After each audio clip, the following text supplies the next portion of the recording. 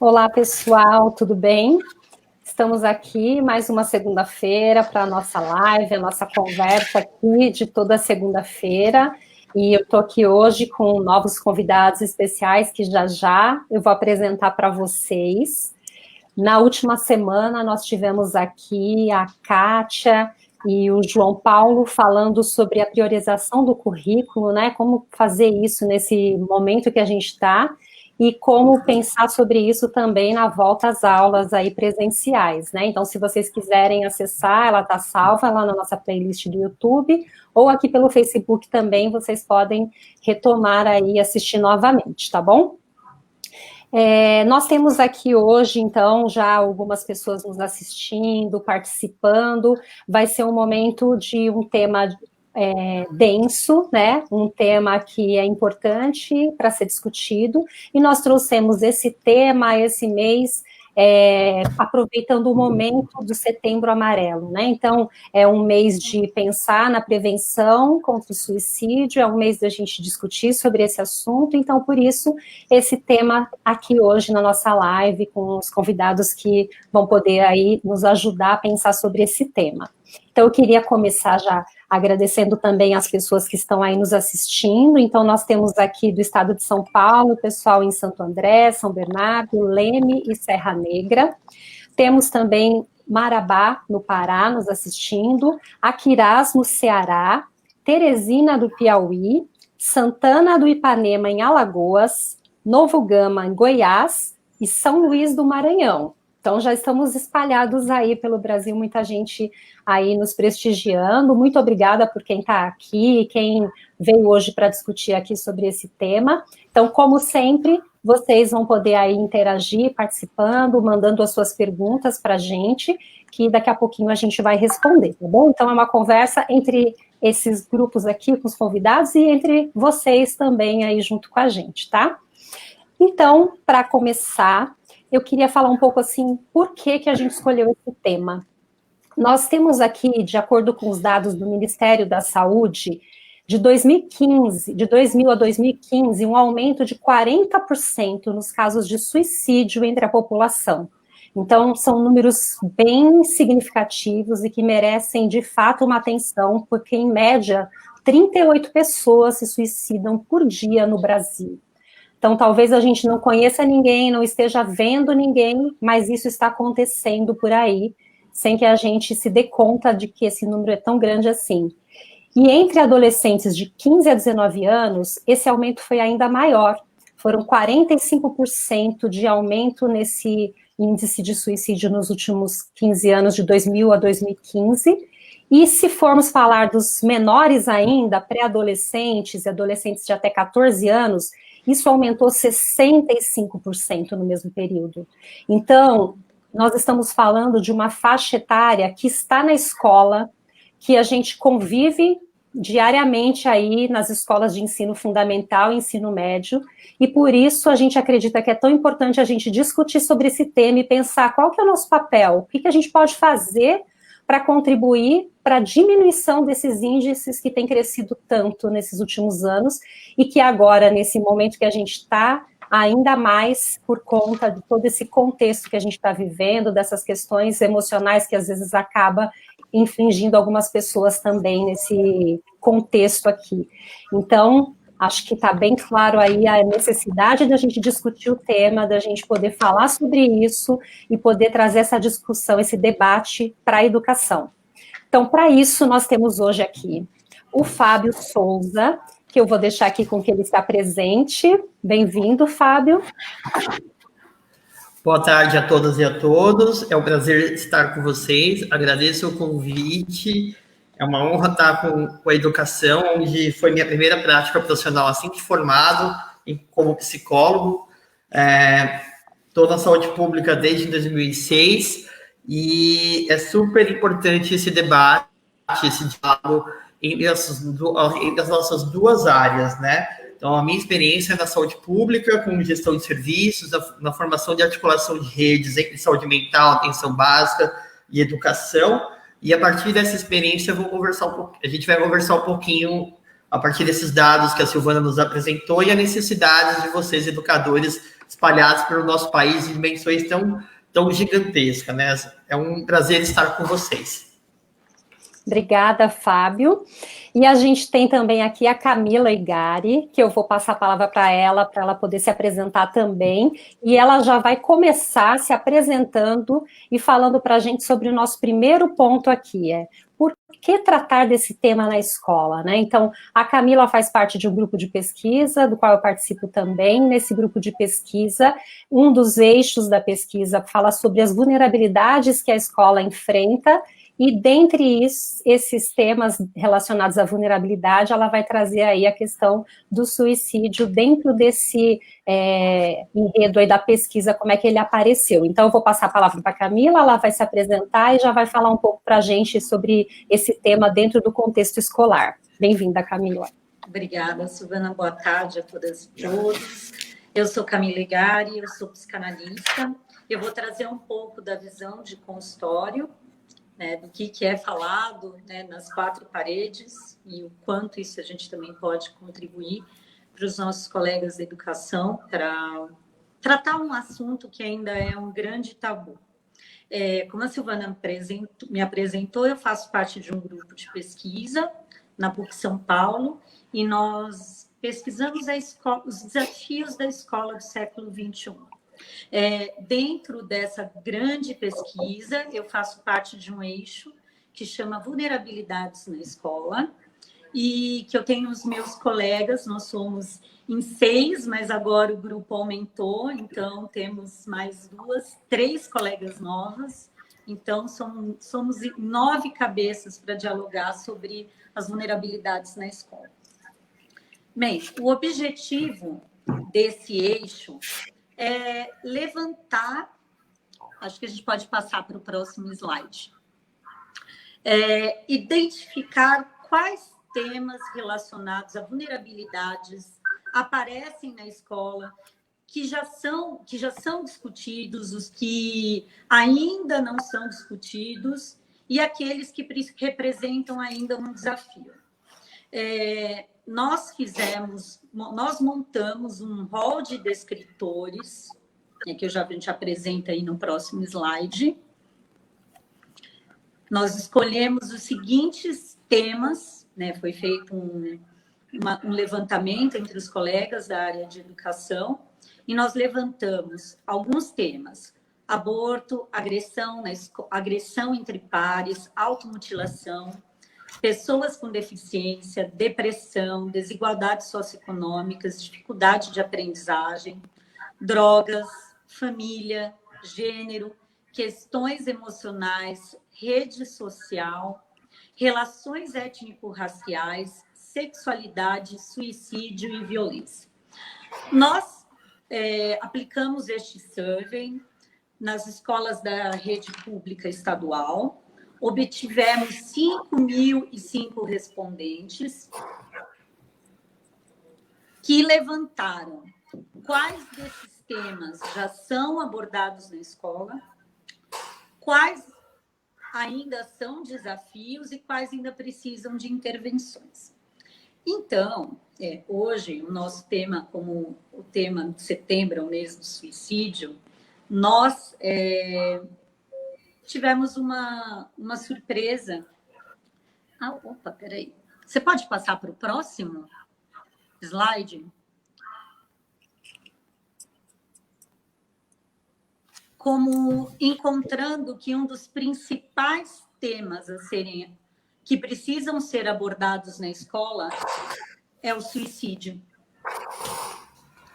Vocês podem ver aqui pelo gráfico que o suicídio aparece em 4º lugar entre os temas que precisam ser abordados na escola. Não sei se vocês estão enxergando direitinho, pode ampliar para eles? Estamos vendo, dá para ver. Depois de depressão, questões emocionais, automutilação, e aí vem o suicídio. Aí vem aquela pergunta, né? Por que será que o suicídio deve ser abordado na escola? Né? Ele representa algo que nos permite, nos últimos 2 anos, com o advento das discussões sobre o suicídio nas grandes mídias, a série 30 Reasons Why, os próprios casos de suicídios que a mídia evidenciou nos últimos 2 anos, de 2018 para cá, fez com que esse tema surgisse como algo que precisa ser discutido na escola, que não faz parte do cotidiano da escola, e, além de tudo, vem com uma carga de ser um mito, né? Falar de suicídio é um grande tabu, né? Porque envolve vários mitos, né? Será que se eu falar de suicídio, eu vou estar incitando suicídio, né? Igual se eu falar de morte, eu vou atrair a morte. Só que essa é uma nova necessidade da escola. Os nossos professores, coordenadores e diretores apontaram essa necessidade. E passeando ainda pelos dados, dentre os temas que já são discutidos na escola, o suicídio aparece entre os 2 menos discutidos. Eles estão ali, né? Eles são menos discutidos e são apontados como aquele tema que precisa ser discutido na escola. Bem, então, como é que a gente vai de repente, tirar esse assunto, que é um dos menos discutidos na escola, para poder levar para a escola, passando por todas essas barreiras do tabu do suicídio?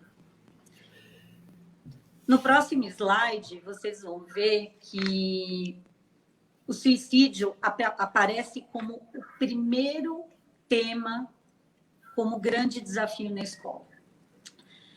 O que nós discutimos a partir desses dados?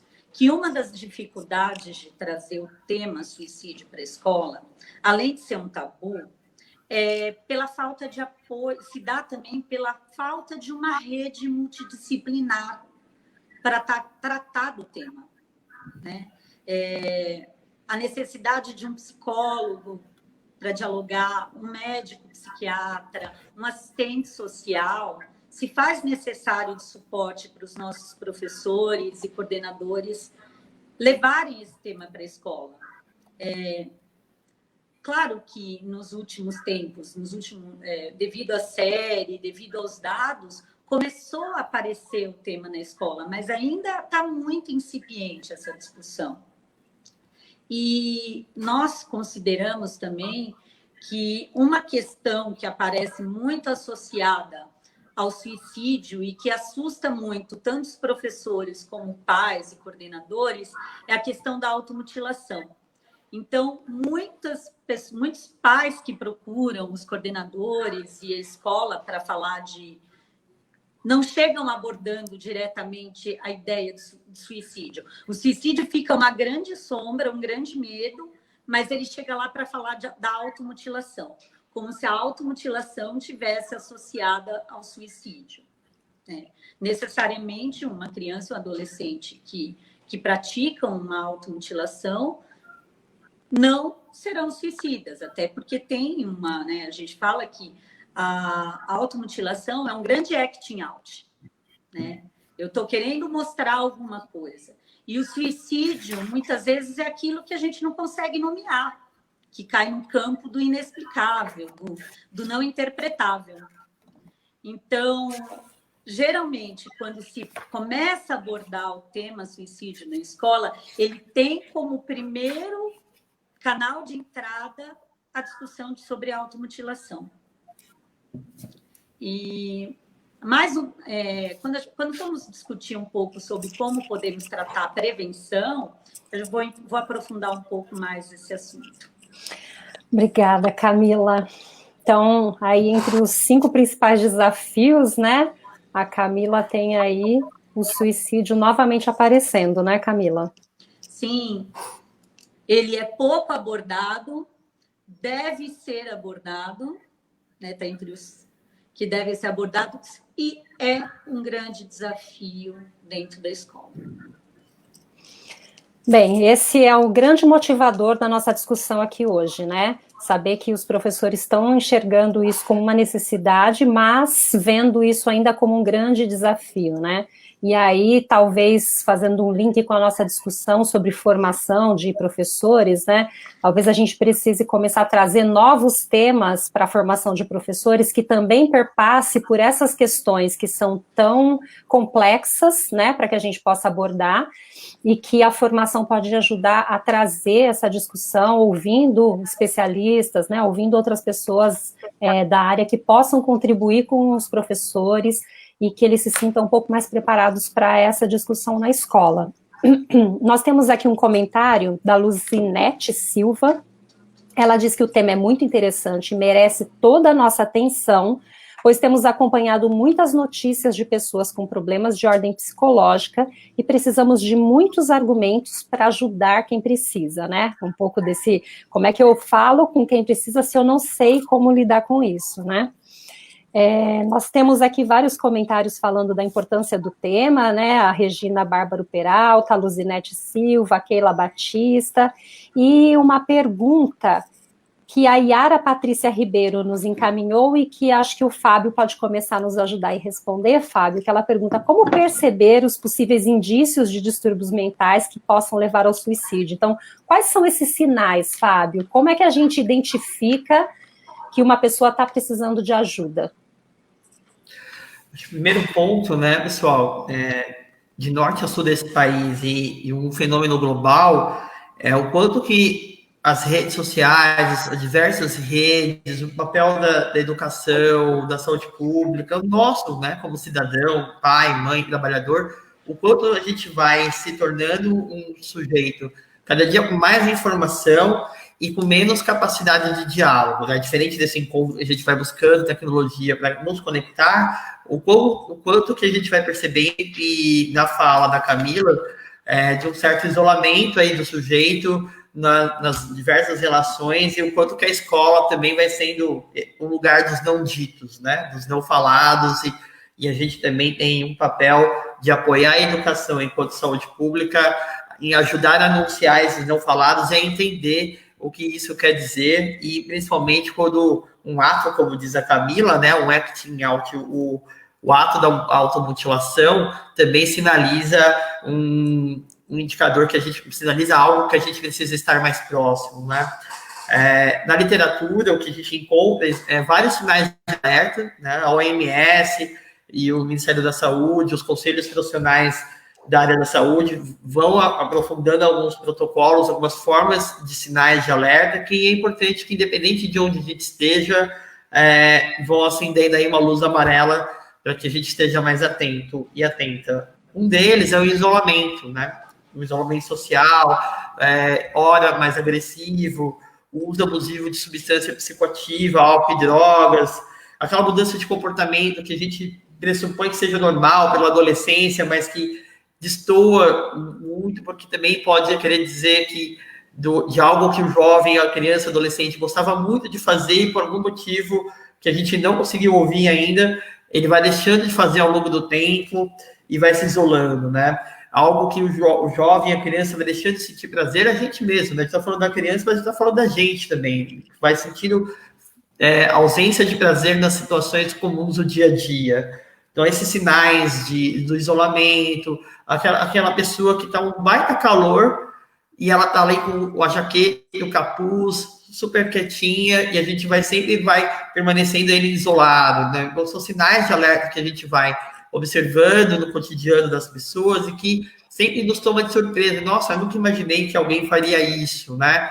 E mesmo o que a gente fala das ambivalências, algo que a pessoa está sempre feliz, mas ela nunca vai ser ouvida e, de repente, ela comete um ato por impulsividade e, por algum momento, não saber lidar com uma frustração tão grande. Então, são sinais de alerta que vão dizendo para a gente da saúde pública que a gente precisa estar mais próximo dessa família, desse corpo docente e, principalmente, dessa criança e adolescente que, desde precocemente, já vai sinalizando um sofrimento psíquico tão importante, né? Então, a própria pergunta vai dizendo isso. Como a gente pode perceber e destoar isso, discriminar isso de um sinal de outras depressões, de outros sinais de tristeza, uma tristeza exacerbada, de algo que, de fato, possa levar essa criança, esse adolescente, a tentar contra a própria vida, né? Que sofrimento que é esse, que é tão intenso, que a forma mais que a pessoa busca é acabar com a própria vida, né?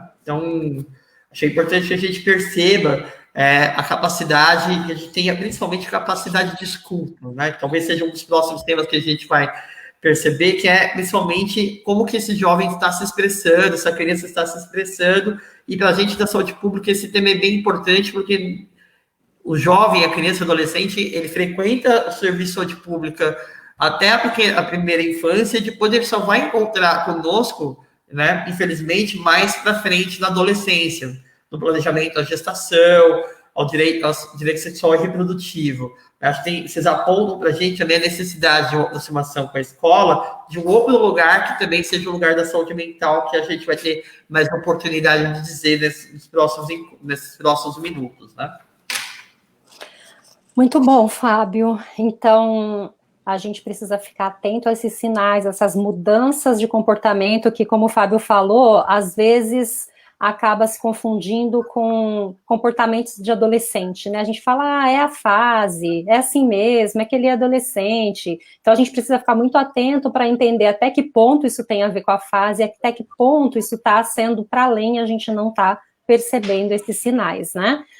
A Karen também fez um comentário aqui, pensando no ponto que eu tratei agora há pouco sobre a formação, né, a importância da formação, dizendo que, como outros temas, que também são muito delicados, penso que, além da rede multidisciplinar, uma formação para a equipe escolar é muito importante para que possa mediar essas discussões e encaminhamentos, porque eles são os primeiros a serem acessados, né, então, geralmente é quem está mais perto, por exemplo, desses adolescentes, né, então ter realmente uma formação que prepare essa equipe para receber, para entender, para identificar esses sinais, é um ponto aqui importante.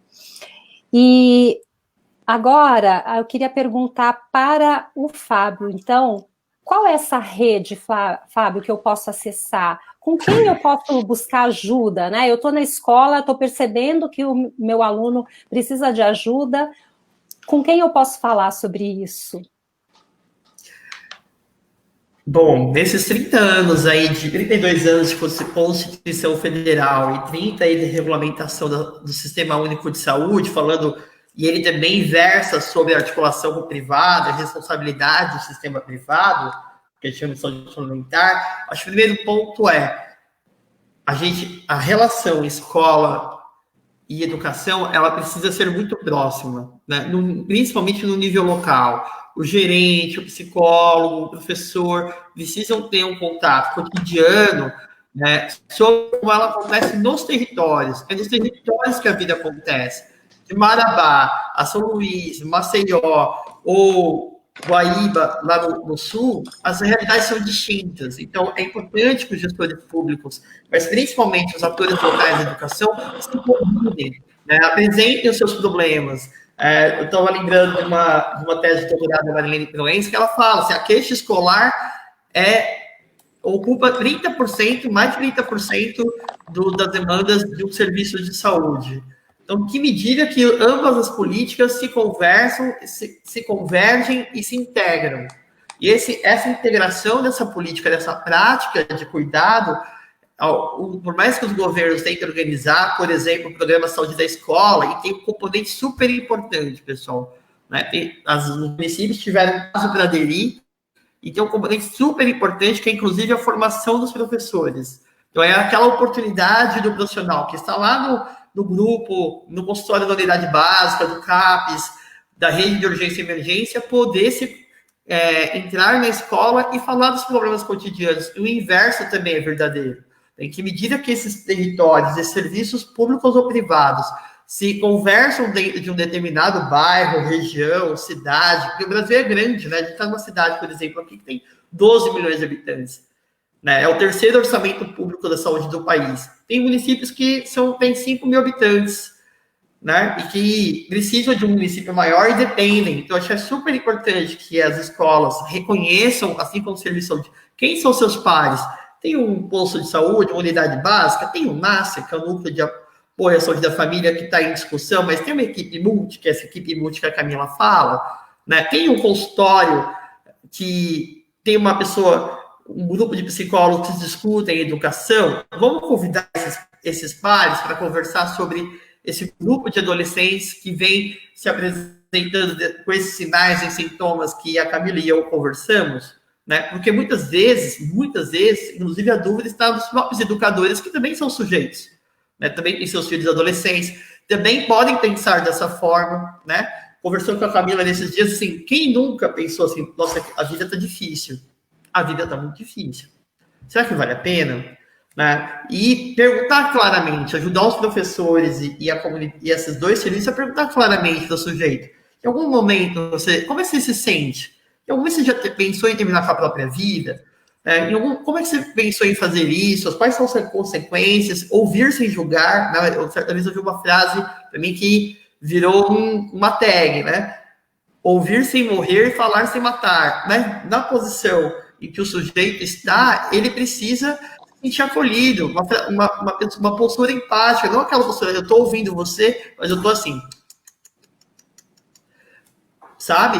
A gente conseguir ouvir, e para isso essa relação entre saúde e educação, e os professores e profissionais de saúde conseguirem se conversar e se apoiar, né? A gente fala da saúde pública contemporânea, né? Se matriciar, né? Esse cruzamento de saberes e práticas para que eu consiga dialogar com o desconforto do outro e poder cuidar de quem precisa mais. Eu achei muito importante a pesquisa da Camila, que a Silvana também aponta, que é a questão da vulnerabilidade, né? Então, diante de tantos cenários que vocês vão apontando, o que a gente encontra na saúde pública, aí nesses indicadores que o Ministério descreve, são jovens e crianças e adolescentes que não encontram no seu lar, no seu grupo social, acolhimento numa fase que é tão importante como seja a sua identidade sexual, seja lidar com sofrimento, seja lidar com problemas como as pessoas com deficiência. Hoje, inclusive, é o Dia Internacional da Pessoa com Deficiência, não é? Salvo engano, se eu estiver errado.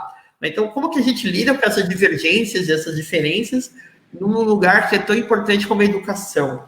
Né? Então, respondendo a pergunta na prática, buscar apoio na família. Né? A família precisa ter, de fato, um lugar que a gente consiga apoiar e estar junto. A Camila estava contando uma cena comigo, a gente, assim, né? Muitas vezes a gente recebe o paciente, inclusive aqui no consultório, ou no CAPS, na unidade básica, não, chama o Uber para ele.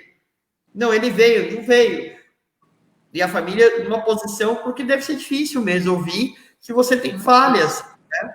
Qual que é o lugar de acolhimento do serviço de saúde, ou nosso, enquanto profissional, assim, falhamos. Como que a gente pode reparar, ajudar a reparar e construir rede de apoio, né? Para que entender esse planejamento, essa tentativa, e principalmente o ato da tentativa de suicídio, como diz a Camila no diálogo com ela esses dias, a vítima depois também, inclusive a família, né? Quem carrega depois, quem viu o sofrimento, quem se foi. A família vai carregar isso. Né, discutir isso abertamente com a escola, identificar esses sinais, seja na unidade básica, no CAPS, no sentido, se ainda está numa fase de pensamento, do planejamento, e na ideia da tentativa e do ato, é o serviço de urgência. Né? O serviço de urgência, seja ele público ou privado, tem que estar preparado para acolher essa família e esse usuário, esse cidadão, essa pessoa que muitas vezes não se encontra mais detentoras dos direitos e da autonomia sobre a própria vida. Acho que é importante que os serviços públicos se organizem e o gestor municipal ou administrativo privado consiga entender o que é importante esse convite, que os professores não dão conta sozinho, né? Eu também sou professor universitário, não dão conta sozinho e a saúde precisa receber essa informação para que a gente fale de rastreio, né? Rastreamento, monitoramento, que a gente possa colocar no radar e iluminar para a comunidade, para aquela família que existe um problema comum, que é o cuidado daquela vida, né? Daquela família que tem questões que precisam ser abordadas e que muitas vezes é um desafio, né? A gente não responsabilizar só o sujeito pelo seu sofrimento. Como a gente pode tornar essa questão um tema coletivo, né? A pesquisa vocês descreveram, para mim, eu já vou levar para mim, já. Depois que vocês publicarem, eu vou pedir os royalties aí, vou pedir emprestado. Como que é importante permitir também que os professores possam dizer os não ditos, Porque também é difícil ser professor, né? Qual que é a condição do professor hoje? Não sei, eu estava vendo um pedacinho do Fantástico, destruíram a sala dos professores, e falei um programa, desculpem, mas tinha lá um programa e destruíram a sala dos professores da beira do rio. Né? No meio de uma pandemia, como que a gente pode ajudar os professores a sacarem sinais de alerta de uma situação? Às vezes você está dando aula, você ouve situações, indícios de violência dentro de casa, ou de relações abusivas. Com quem você está falando? Né? Você percebe, já recebi ligação de aluno chorando, assim, por não conseguir assistir uma aula. Né? Então, com quem contar? Primeiro com a família, e não necessariamente essa família idealizada, né, que a gente tem, né, de uma Doriana, de uma determinada marca de margarina, que vai sentar e vai estar todo mundo bonitinho, com o pão tostadinho. Não, as famílias reais não são assim. Né? A gente mal tem tempo de sentar com nossos filhos, amigos. Então, como que a gente constrói essas conexões, inclusive durante a pandemia? A gente percebe, por evidências da vigilância epidemiológica, das informações, que tem aumentado a violência contra a mulher, as tentativas de suicídio. Então, o sofrimento silenciado por um momento de tanto sofrimento, como que a gente consegue acolher? Com quem contar? Né? Você tem o CVV, você tem as políticas públicas, você tem a unidade básica mais próxima da sua casa, trabalhar com os agentes comunitários. Onde que eu vi Marabá, Maceió, Nordeste, na hora eu lembrei, tipo, às vezes a gente trabalha com psiquiatra, mas tem aquela pessoa que vai na casa de cada um ouvir o sofrimento alheio e ela também sofre. O que eu faço com aquela pessoa que eu vou lá e ele tá deitadinho na cama, tá sempre com aquela blusa? Eu lembro de uma história do Crato, né? Tipo, uma baita moletom no meio do Agreste, ou mesmo em São Paulo, a gente tá visita domiciliar, sempre aquela cena, assim, a gente às vezes não estranha, né? Ah, é normal, é um adolescente, tá ali quietinho, né? Eu tava conversando com a Camila, né? Tinha um adolescente que tava na pista de skate andando, aquele sol de rachar no verão, até o dia ela colou do lado do dentista, que estava ali perto, que é a saúde da família, né? Olha, eu não tô legal. E ele conseguiu ouvi-la, e ele também agoniado, né? Então, foi tecendo rede com a própria escola dela, né? Antes da pandemia, inclusive depois ainda. Então, o que fazer? Né? Eu acho que procurar o serviço público de saúde ou privado, construir esse diálogo com a família, né? Mostrar que existe um problema, também ouvir sem julgar. Às vezes nós profissionais de saúde também julgamos, a gente é maluquinho pelo diagnóstico, né? Coloca o diagnóstico na frente com todo respeito, né? Mas, às vezes a gente coloca o diagnóstico na frente do sujeito, esquece o sujeito, esquece a história dele, esquece a família dele. Não, vamos resgatar, vamos ouvir, vamos sentar, né? Exercer o silêncio, né? A escuta. Né? Fábio, temos vários comentários. Desculpa, Oi? Temos vários comentários aqui sobre esses pontos que você está trazendo, Fábio. Eu queria trazer alguns deles aqui para contribuir. A Leonora Mendonça falou que esse tema exige muito cuidado para ser debatido, considera uma abordagem multidisciplinar com a participação dos diversos profissionais e das famílias, né, que você trouxe aqui. A escola pode ser um grande palco e facilitadora nesse sentido. A Andalace Santos falou, o desafio maior são as críticas e os tabus, né, desafios que a escola já enfrenta em relação a temas como a Camila colocou aí, sexo, aborto, suicídio, deve realmente ser abordado com cautela e ter os especialistas para poder apoiar nessa discussão, buscar essas redes de apoio aí que a gente falou. A Josete diz que muitas vezes o professor até percebe, mas não sabe como atuar no corre-corre, não sabe para quem recorrer, né? Então é importante ir buscando essas redes aí. E também a Viviane Mira está falando que esse tema é muito importante, especialmente nesse momento que temos tantos adolescentes em casa, né, com as aulas online, nesse cenário de pandemia, e sem esse contato direto com os professores, né, que acaba virando um cenário propício para essa depressão se ampliar. E aí a Maria Luísa Ramos pergunta, vou passar para a Camila então, o isolamento social por conta da pandemia pode agravar a depressão e, consequentemente, casos de suicídio? E o Marcos Vinícius, qual é a indicação para tratar de um assunto com uma criança que teve um ente querido que cometeu suicídio? Então, talvez o problema não foi com ela, mas foi alguém perto dela.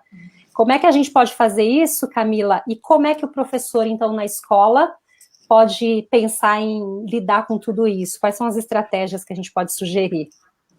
Bem, a primeira pergunta, realmente, o isolamento social, né, que estamos vivendo, realmente potencializa questões relacionadas à depressão, ansiedade, e as tentativas de suicídio tiveram um aumento nesse período. Colegas que trabalham comigo, e principalmente psiquiatras, apontaram que houve um aumento, e o próprio CVV colocou mais linhas, mais pessoas, aumentou o plantão dos voluntários para ampliar a escuta. Né? O momento de solidão potencializa muito essa desesperança, que é uma das questões mais relacionadas ao suicídio. Né? Com relação a falar com uma criança, né? Como o Fábio pontuou, as vítimas do suicídio são as famílias, né? Elas são as grandes sobreviventes ao suicídio. E uma das nossas grandes dificuldades é falar sobre suicídio, né? Tirar a própria vida ainda é um ato que, embora não tenha interpretação, tem muito julgamento por detrás. Claro. Então, falar com uma criança é necessário, né? E introduzir o assunto tirando do campo do julgamento ou do buscar o motivo que a pessoa teve para fazer isso, né? E, infelizmente, né, o suicídio é uma escolha individual, né? Então, a gente tem que trabalhar com a criança, né? Você não vai fazer de uma forma abrupta, mas pode introduzir o assunto. Né? É necessário, a gente precisa falar com as crianças sobre o suicídio para que ele também não se torne um mito, né? Ainda maior, do jeito que já é um tabu.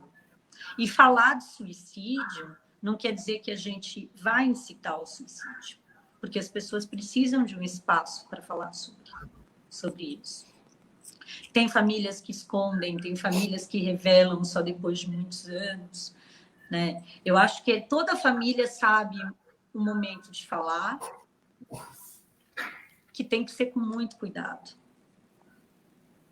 Mas também não pode esconder para não se tornar de uma coisa ainda maior e um tabu ainda maior. Né? Com relação aos professores da escola, né? Bem, a escola, né, quando estamos presencialmente, é o lugar onde são observadas as mudanças, né? O Fábio pontuou bem, né? Que o adolescente, eles sempre dão alguns sinaizinhos, né? E as crianças também. Então, a escola é aquele lugar em que a boa observação dos seus profissionais pode ajudar na prevenção, né? Sabe aquele momento que você vê que a pessoa que gostava muito dessa caneta, a criança que gostava muito desse lápis, pega e dá o lápis para o coleguinha, ou perdeu a motivação para fazer as atividades, começou a postar nas redes coisas mais depressivas ou mais desesperançosas. Então, a escola ela consegue pegar isso, né? Também observando esse comportamento dos alunos. Fora a observação, né? Que esse é o primeiro passo. Quando uma criança, um adolescente vem procurar para falar sobre depressão, sobre questões emocionais, sobre automutilação, oferecer escuta. Eu sei que é muito difícil, é uma das coisas mais difíceis para a gente ouvir no consultório. Imagina um professor, um coordenador, um pai ouvir o sofrimento. Mas a gente tem que acolher.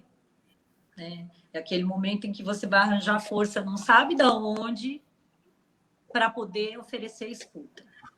O amparo, né?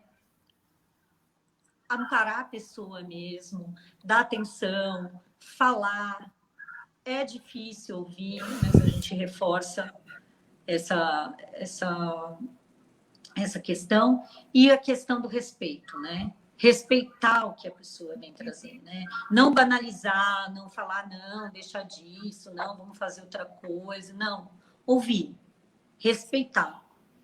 E para os profissionais é aquela coisa, quando recebe também uma criança ou adolescente, passar confiança. Se ele veio falar com você, é sinal que ele confia em você. Lembra no último episódio, a 13ª razão para Sara se matar no seriado? Que ela foi procurar o coordenador da escola e ele não a ouviu? Aquele momento podia ter mudado a história dela. Eu acho que a série ilustrou muito bem a questão do acolhimento. Não deixar a pessoa sozinha, né? Isso a gente sempre fala quando vem alguém falando, sempre identificar pessoas que possam ser a rede de apoio, não pegar sozinho a questão para você, então, acionar a família, acionar a coordenação, sempre porque senão fica aquela coisa, né? Eu podia ter feito mais. Tirar objetos, armas, sabe? Ficar de olho na pessoa. Parece bobo, né? Mas muitas vezes é questão de um segundo, né? Que a pessoa pega e se joga da janela. Então, nunca deixar a pessoa sozinha, nunca antecipar um pouco as ações de risco e buscar uma ajuda especializada, né? E, assim, essencial. A Camila aponta caminhos bem importantes, né? De sinais, a gente chama de fatura de risco e proteção, né? Essa observação mais atenta, coisas que às vezes a gente acha banal, né? Como a altura de onde mora, né? O acesso a facas e objetos perfuro-cortantes, né? Arma de pai. Armas, viadutos, pontes, né? Eu lembro de situações que a pessoa saía do CAPES da unidade e ia para o viaduto da Imigrantes e ali concretizava, né? E a equipe ficava muito mexida com isso.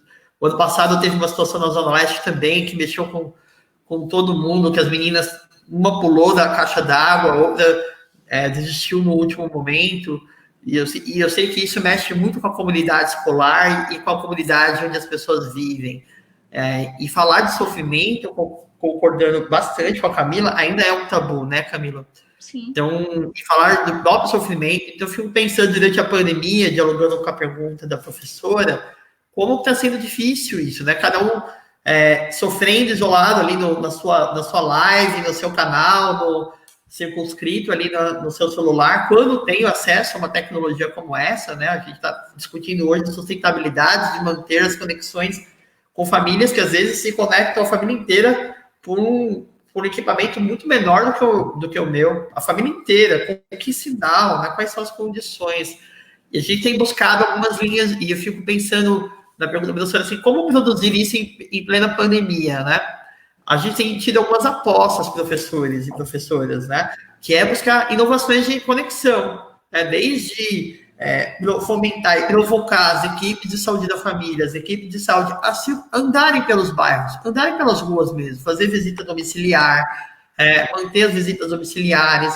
Então, do lado, se eu tivesse na educação dentro da escola, eu acho que eu convidaria uma determinada unidade de saúde a revisitar as ruas, né?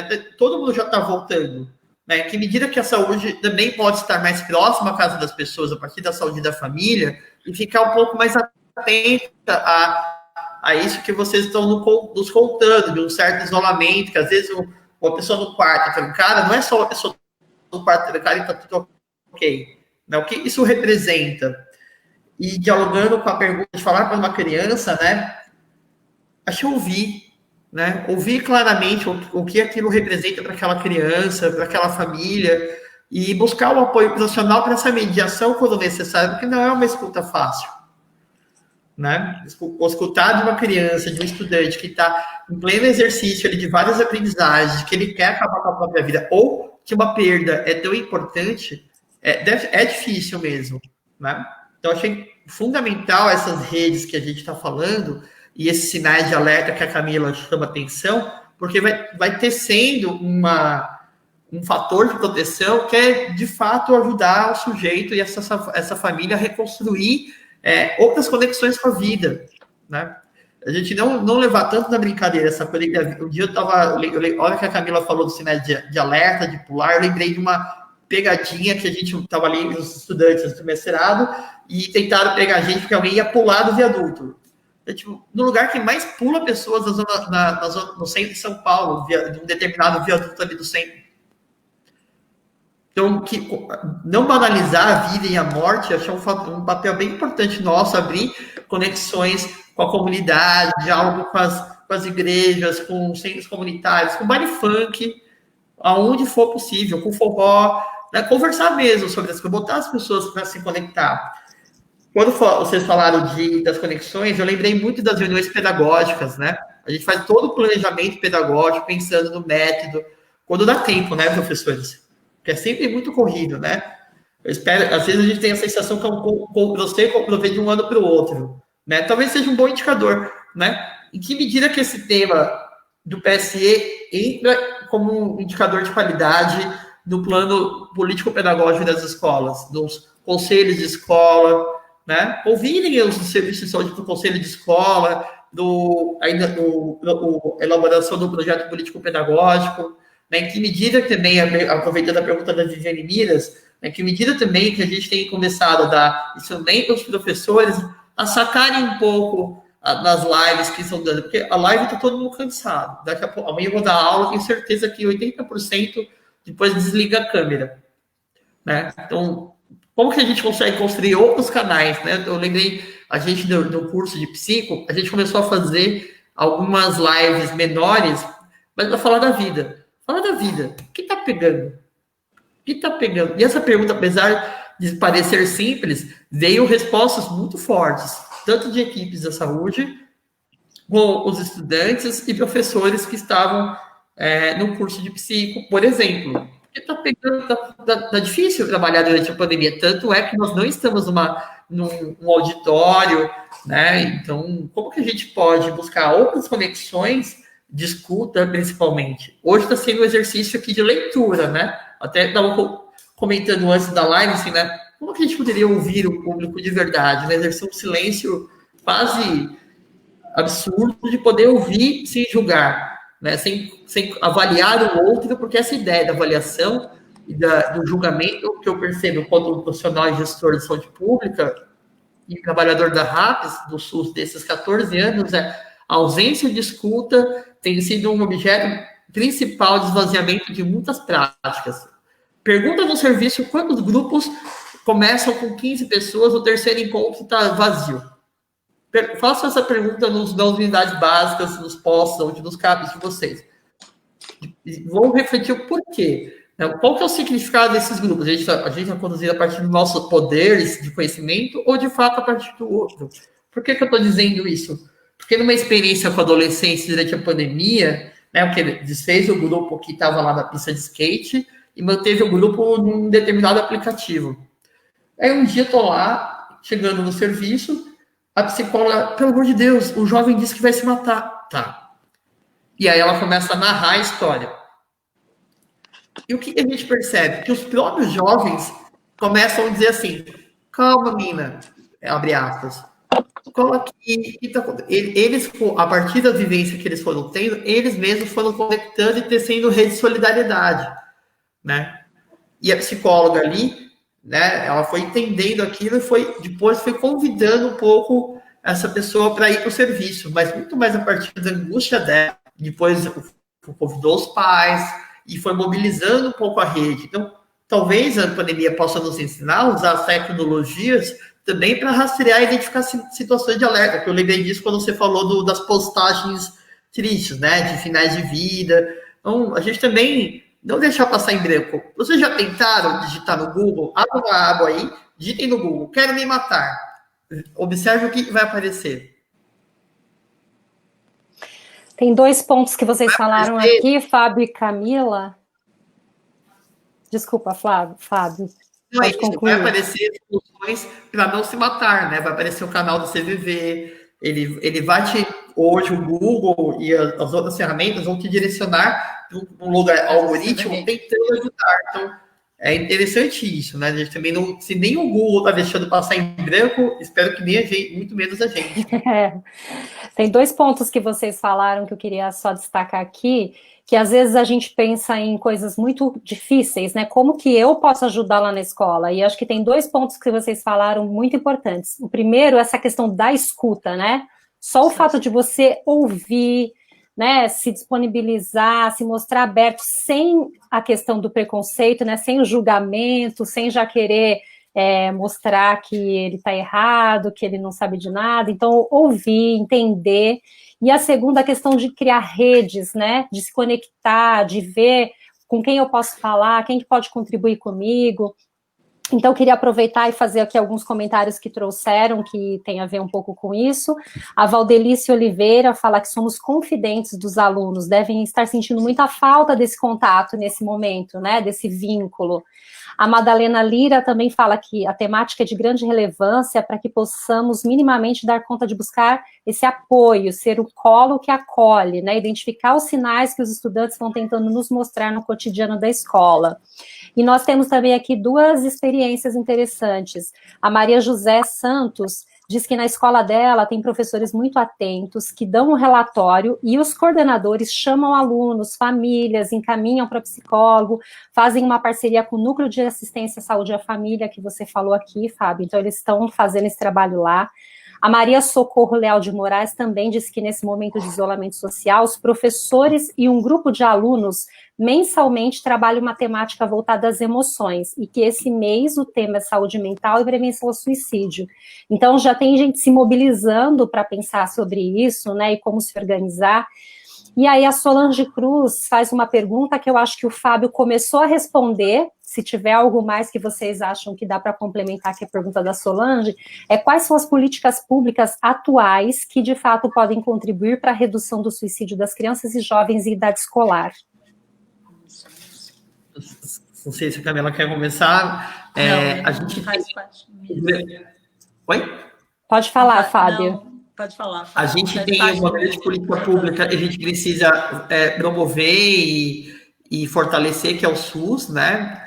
Achei importante dizer que tem aí uma emenda constitucional que vai reduzindo e congela os recursos. Isso tem sido um empecilho para a efetivação das políticas, né? Do próprio NASCE, que o Ministério da Saúde ele desconstrói a diretriz do NASCE e deixa amplo para a equipe multi e acaba com o fomento, né, com o recurso financeiro. Isso é importante dizer, né, porque os municípios se organizem e cada prefeito, cada lugar mais longínquo do país, desde Marabá até Oiapoque, possam dizer sobre isso, porque é isso que vai dizer se vai ter um psicólogo, um psiquiatra, porque eu fico pensando, se é difícil contratar um psiquiatra no centro de São Paulo, na zona oeste de São Paulo, eu tenho quase certeza que é bem difícil contratar psiquiatra e outros especialistas nos rincões do país, né? A gente tem que pensar o país de forma heterogênea. Então, quais são as políticas, né? Nós temos o SUS, nós temos a política de atenção básica, que é o NASCE, usa a equipe multi da unidade básica, conforme o colega comentou.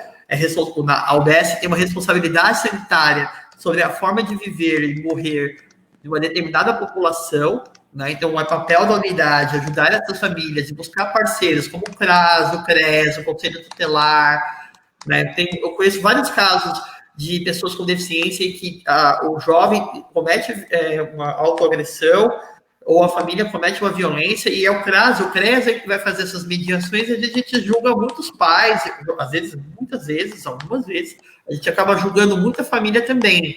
Então, sair um pouco dessa situação para poder entender o que motiva essa família.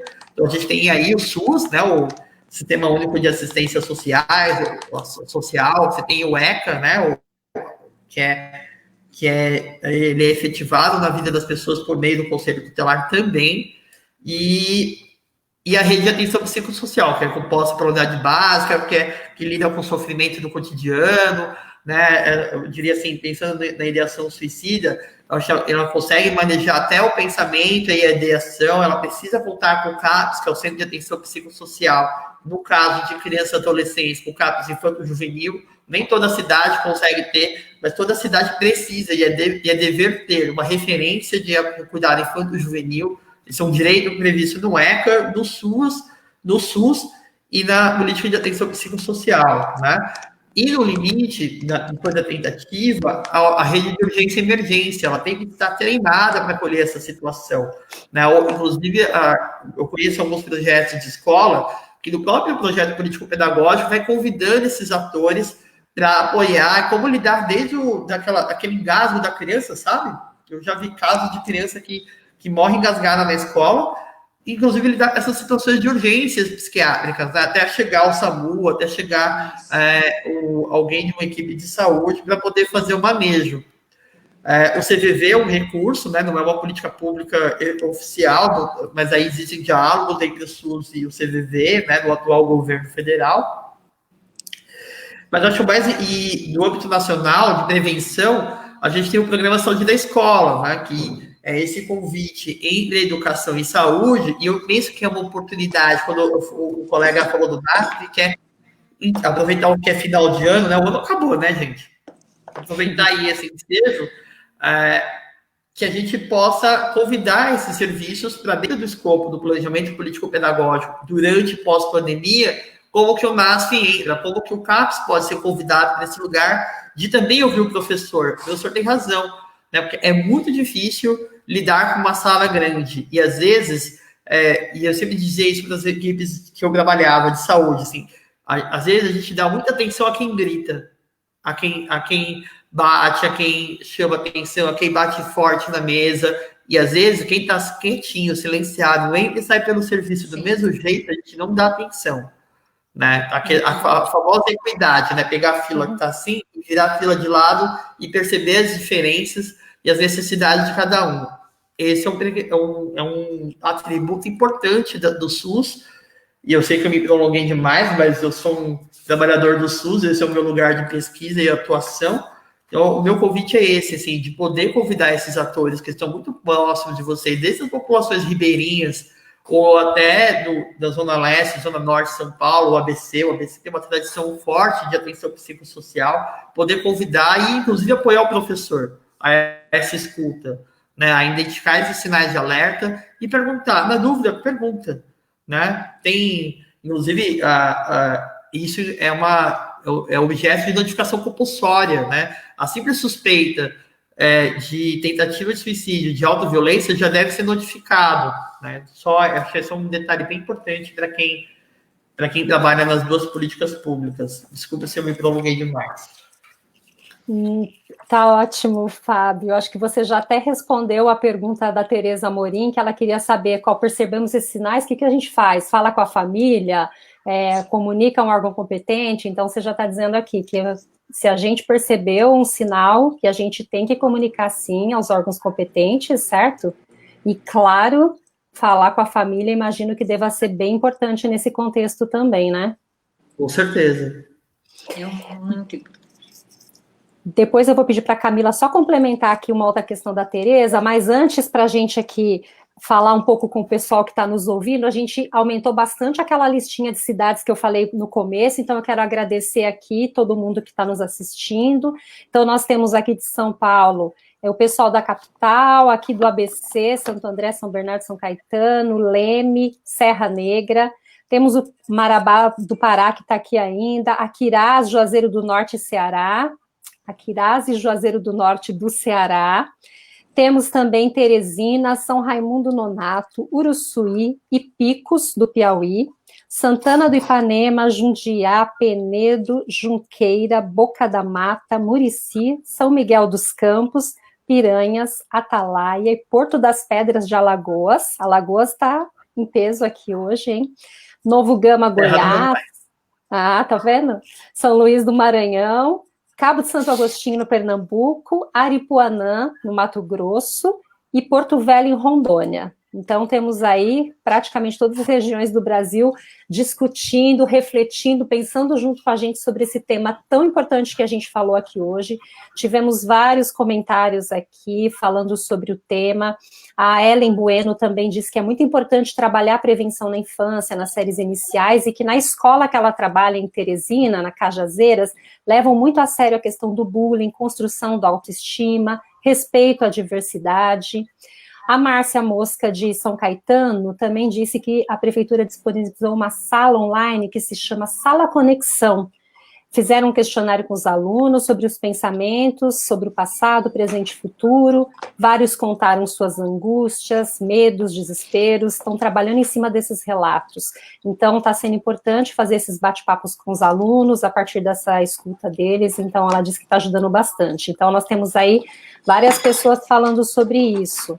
E aí, então, eu vou passar para vocês fazerem uma fala final aí de fechamento, onde possa complementar um pouco isso e amarrar aí a nossa conversa de hoje para fechar, e eu passo então para o Fábio finalizar, e depois a Camila fechar para a gente aí, complementando o que ela achar importante, e já se despedindo nesse finalzinho de live aí que a gente está indo, tá bom? Bem, primeiro que é uma honra, né? Vou dialogar sempre com os trabalhadores e trabalhadoras da educação, todo o meu respeito à comunidade escolar, todo o meu respeito aos professores que estão no dia a dia, inclusive como professor hoje, organizando as aulas, ouvindo as turmas, ouvindo os alunos, ouvindo os colegas, reorganizar as suas vidas, suas casas, para tornarem em salas de aula. Então, todo o meu respeito nesse momento de pandemia, né? Os meus sentimentos àqueles que perderam familiares e amigos durante esse momento tão crítico da civilização, né? Que a gente possa, de fato, sair diferente e buscar criações para cuidar de toda e qualquer vida. O momento parece meio delicado, né? Ainda a gente pede que tenha o máximo possível de cautela ao sair. Ainda é um momento que precisa usar a gente não está de máscara aqui porque cada um está fechado numa sala, né? Mas lembrar de usar máscara, de usar o álcool em gel, de abrir a escuta. Deve estar difícil trabalhar online, de buscar conexões, fóruns entre os serviços. Acho que fui aprendendo com vocês hoje algumas iniciativas de vocês que eu vou levar para a vida, né? De buscar formas de conexão entre os serviços públicos e privados, entre os colegas de profissão, né? Defender e discutir com o poder público local ou com a iniciativa privada as possibilidades de conexões, desde um consultório que tem ali um colega isolado também, romper um pouco o isolamento com essa forma de conexões como a live de hoje está promovendo. Saiu daqui diferente. E faço um convite também para que vocês promovam isso, para aproveitar que setembro acabou, agora é época de planejamento do ano que vem, e a gente faça um planejamento diferente, considerando o momento de aprendizagem com a pandemia, as redes que vocês precisam conectar, quais são as outras formas, o que a gente está discutindo do ponto de vista da ciência. Valorizem a ciência, usem menos os tomem muito cuidado com os fake news, né? Muito dos preconceitos e do bullying tem a ver com isso, né? Como que a gente pode tecer redes mais solidárias, generosas, de escuta, sem julgamento, e ao mesmo tempo, como atores públicos, poder dialogar com as famílias, que muitas vezes também têm suas histórias de vida, religiões, fatores religiosos, fatores culturais, que precisam ser respeitados também. Mas, principalmente, uma coisa que eu aprendi muito com uma pessoa chamada Davi Capistrano, foi secretário em Santos, um grande sentença, que ele falava assim pra gente. A gente não, né? Eu li ele, né? E a gente discute na saúde pública que toda e qualquer vida vale a pena. Toda e qualquer vida vale a pena. Isso, para mim, é um mantra, né? E para isso, independente de quem seja, de onde esteja, com quem esteja, a gente busca conexões para conseguir entender o sofrimento do outro e a possibilidade de reconstruir significados de vida a partir do sujeito e das coletividades. É nisso que eu aposto. Então, fica meu agradecimento aqui a Elos, aos professores, a grande parceira de profissão Camila, que conheci recentemente. A gente conseguiu aí alinhar várias coisas, viu? Vários pontos em comuns da nossa ciência e profissão. Para mim foi uma honra estar com a educação novamente a partir deste lugar da saúde pública e da saúde coletiva. Desejo boa sorte. Contem com o meu apoio e parceria sempre. E mais uma vez, obrigado. Obrigada, Camila. Bem, o que eu vou deixar de recadinho, né, que não tenha medo de falar sobre suicídio, né, porque isso só vai aumentar o tabu.